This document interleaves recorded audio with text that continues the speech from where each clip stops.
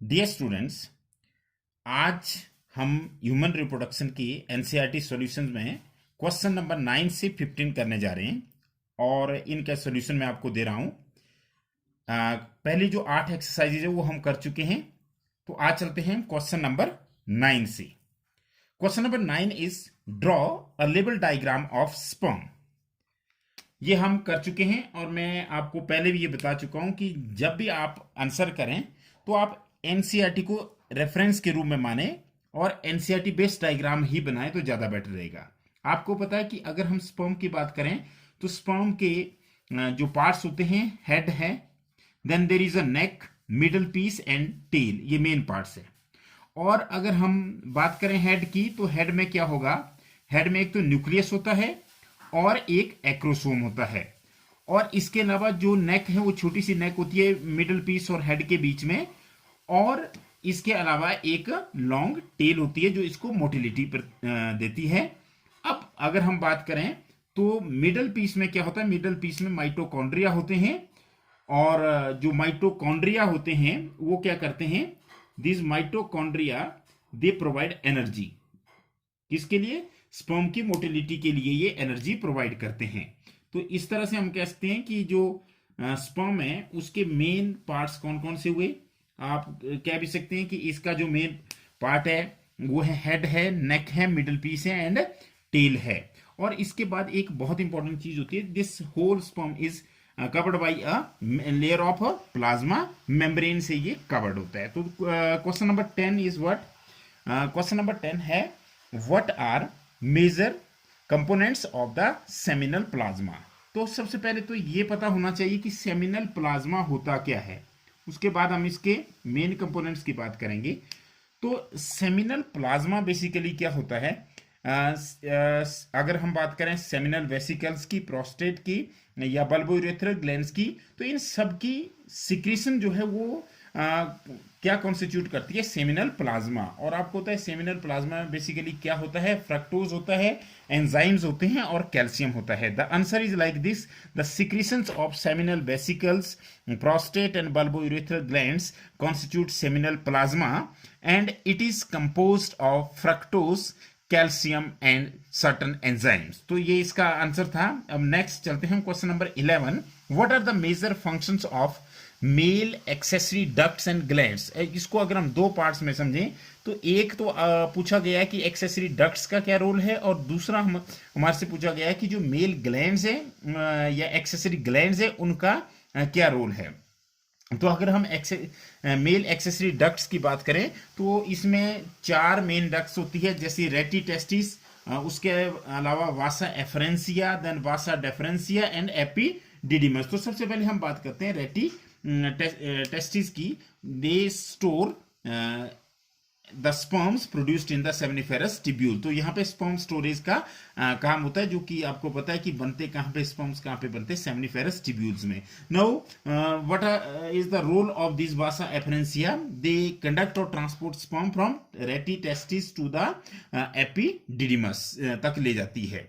और इसके अलावा अगर हम बात करें वासा डेफरेंसिया की, तो वास डेफरेंस क्या करेंगे, they also connect the sperm but from the epididymis to the urethra. और एपिडिडिमस में क्या होता है, एपिडिडिमस में एक तो स्पर्म्स क्या करते हैं, मेच्योर करते हैं, उनकी स्टोरेज होती है और उनको नरिशमेंट भी प्रोवाइड की जाती है। तो these were the functions of these accessory ducts. तो रेटी टेस्टिस की अगर हम बात करें तो रेटी टेस्टिस क्या करती है, वो स्पर्म को स्टोर करती है। और अगर वासा एफरेंसिया की बात करें तो रेटी टेस्टिस से एपिडिडिमस तक स्पर्म्स को ले जाती है। और अगर हम एपिडिडिमस की बात करें यहाँ पर तो वो here the maturation, storage and nourishment of sperms takes place and lastly the vasa deferentia they conduct sperms from the epididymis to the urethra. अब अगर हम बात करें मेल एक्सेसरी ग्लैंड्स की, तो जो एक्सेसरी ग्लैंड्स है वो कौन सी है, ऊपर भी हमने पढ़ा, अभी इससे पहले वाला जो क्वेश्चन था इससे रिलेटेड था कि seminal vesicles, prostate gland and bulbourethral glands, ये एक्सेसरी ग्लैंड्स है in case of human male. तो अब इसमें सबसे पहले अगर सेमिनल वेसिकल्स की बात करें तो ये क्या करते हैं, these activate the sperm and provide you can say energy for their motility after ejaculation. And the role of this prostate gland, it increases the or it enhances the sperm motility and nourishes as well as activates the sperms, and there is one additional role that it neutralizes the urine acidity as it is the its secretion is alkaline in nature, क्योंकि इसकी secretion जो होती है वो basic होती है, alkaline होती है, इसलिए जो यूरिन की एसिडिटी होती है उसको न्यूट्रलाइज करने का काम भी ये करते हैं.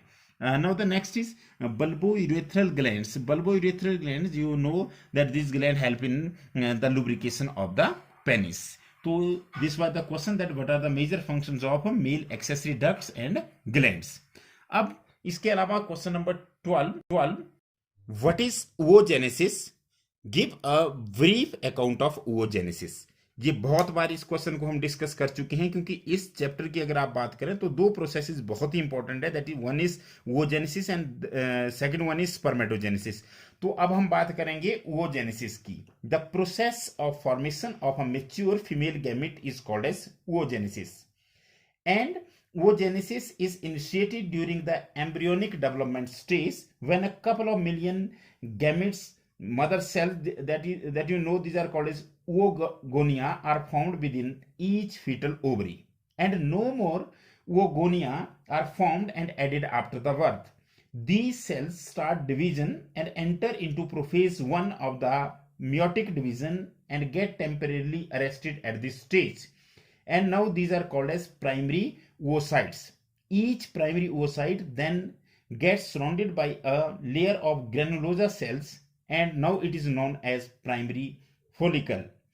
At puberty, only 60 to 80,000 primary follicles are left in each ovary, and most of them they get degenerated. The primary follicles get surrounded by more layers of granulosa cells and a new theca, and now they are known as secondary follicles. The secondary follicles soon transforms into tertiary follicle, which is characterized by the presence of fluid-filled cavity called antrum. The theca layer is organized into inner theca interna and outer theca externa. Now what happens? It is the tertiary follicle inside which this primary oocyte grows in size and completes the first meiotic division.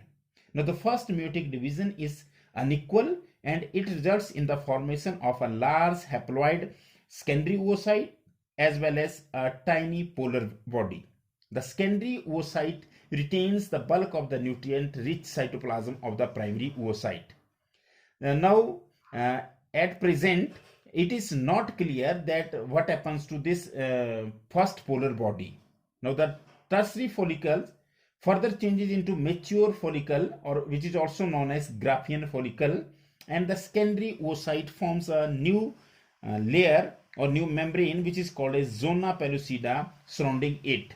The Graafian follicles now ruptures to release the secondary oocyte, and this secondary oocyte is also known as ovum from each ovary, and this process of releasing the ovum by Graafian follicle is called as ovulation. तो अगर आप बात करें तो basically अगर हम spermatogenesis और oogenesis में डिफरेंशिएट करें तो जो स्पर्मेटोजेनेसिस थी वो प्यूबर्टी पे स्टार्ट होती है, लेकिन oogenesis में ऐसा नहीं होता, जबकि फीटस की ओवरी के अंदर ही oogenesis स्टार्ट हो जाती है, और वहां पे जो oogonia है वो क्या करते हैं, पहले डिफरेंशिएट कर जाते हैं माइटोटिक डिफरेंशिएशन से प्राइमरी oocyte में, और डिवीजन स्टार्ट हो जाता है, लेकिन जो डिवीजन है वो रुक जाता है कहां पर, प्रोफेज 1 ऑफ द मियोसिस 1, और प्यूबर्टी की स्टेज पे वो जाकर कंप्लीट होता है, और प्राइमरी oocyte के बाहर जैसे ही ग्रेनुलोसा लेयर बनती है तो उसको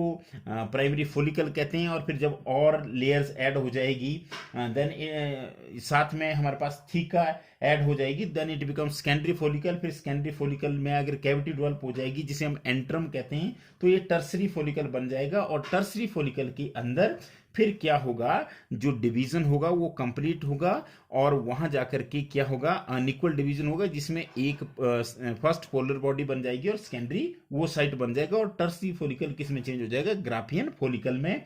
और जो सेकेंडरी वो साइट है उसमें एक लेयर, एक मेम्ब्रेन डेवलप हो जाता है जिसे कहते हैं जोना पेलुसिडा, और सेकेंडरी वो साइट को ही हम ओवम कहते हैं। और जब ये ग्राफियन फॉलिकल से रिलीज होता है तो इसको ओव्यूलेशन कहते हैं। आप इसके लिए एनसीईआरटी की बुक में जो डायग्राम दिया है वो जेनेसिस का, वो भी इसके साथ आप ऐड कर सकते हैं। तो अब हम बात करेंगे question number 13। Question number 13 is draw a label diagram of a section through ovary. तो बेसिकली आपने क्या करना है कि ओवरी का डायग्राम बनाना है, और डायग्राम आप केवल वही बनाएं जो एनसीईआरटी में दिया गया है। आप देख सकते हैं यहां पर डायग्राम बना हुआ है, इसमें ब्लड वेसल्स दिखाई गई है और डेवलपमेंट ऑफ फोलिकल दिखाई गई है। तो किस तरह से प्राइमरी फोलिकल चेंज हो जाता है सेकेंडरी फोलिकल में। बेसिकली जब प्राइमरी वो साइट होता है जिसमें म्योटिक डिवीजन स्टार्ट हो चुका होता है और वो प्रोफेज 1 पे रुक जाता है, उसके बाहर से जब फोलिकल्स की लेयर डेवलप हो जाती है then it become primary follicle. More layers are added, now it changes into the secondary follicle. After secondary follicle when there is development of antrum, you can say a cavity is developed inside it, then it changes into tertiary follicle which ultimately gets formed into the Graafian follicle. और आपको पता है कि यहाँ पर जो primary वो site है वो अपना म्योटिक डिवीजन 1 पूरा करता है, और सेकेंडरी वो साइट और फर्स्ट पोलर बॉडी बनाता है, और सेकेंडरी वो साइट जो होता है वो मोस्ट ऑफ द प्रोटोप्लाज्म को, मोस्ट ऑफ द साइटोप्लाज्म को रिटेन करता है। 14th day of menstrual cycle में क्या होता है, ovum gets released and then this Graafian follicle changes into the corpus luteum. तो ये डायग्राम था सेक्शनल व्यू ऑफ ओवरी। अब इसके बाद हम बात करेंगे question number 14, and the question number 14 is draw a label diagram of Graafian follicle. और ग्राफियन फोलिकल ऊपर भी हमने डिस्कस किया, लेकिन यहाँ पे केवल आपको ग्राफियन फोलिकल का डायग्राम बनाना है जिसमें आप दिखाएंगे वो साइट जोना वेलोसिटा दिखाएंगे, उसके बाहर कोरोना रेडिएटा दिखाएंगे, और फिर कैविटी एंट्रम होगी, और इसके बाहर जो है जोना ग्रेनुलोसा जिसे कहते हैं स्ट्रेटम ग्रेनुलोसम, और इसके अलावा बाहर थीका की लेयर होती है जो 2 लेयर में डिवाइडेड होती है, theca interna and theca externa. तो ये हमारे पास स्ट्रक्चर है ग्राफियन फोलिकल का, मेच्योर ग्राफियन फोलिकल का स्ट्रक्चर।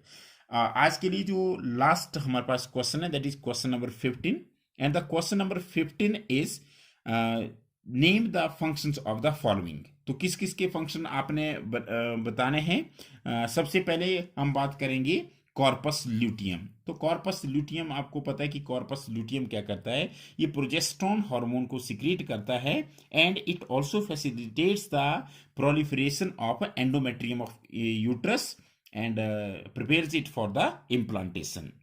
दूसरा अगर हम बात करें एंडोमेट्रियम की, तो एंडोमेट्रियम क्या है, it is the inner most layer of the uterine wall and it undergoes cyclic changes during the menstrual cycle in order to prepare itself for embryo implantation. तो ये हमारे पास है, इसका मेन फंक्शन है कि ये एम्ब्रियो इम्प्लांटेशन के लिए अपने आप को क्या करती है, तैयार करती है।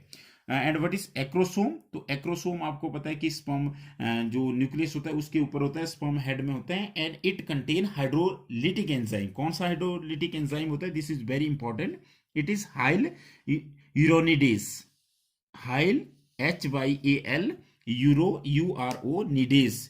ये एंजाइम क्या करता है, ये जो ओवम की वॉल होती है उसको पेनिट्रेट मतलब उसको डिसॉल्व करता है ताकि स्पर्म की एंट्री हो और जो फर्टिलाइजेशन का प्रोसेस कंप्लीट हो। तो it contain hyaluronidase enzyme that hydrolyses the outer membrane of the egg to help the sperm to perforate through the egg during the fertilization। इसके अलावा the next is sperm tail, जो D है इसका sperm tail आप सभी जानते हैं कि sperm tail का मतलब होता है वो it provides motility to the sperm and enables the movement of sperm into the female reproductive tract that is from vagina to the fallopian tube where fertilization takes place। And fimbriae, you know fimbriae are present in the oviduct, these are the finger like projection of the infundibulum and they help in gathering the ovum when it is release from the ovary. तो ये हमने आज question number 9 से लेकर के question number 15 तक discuss किए।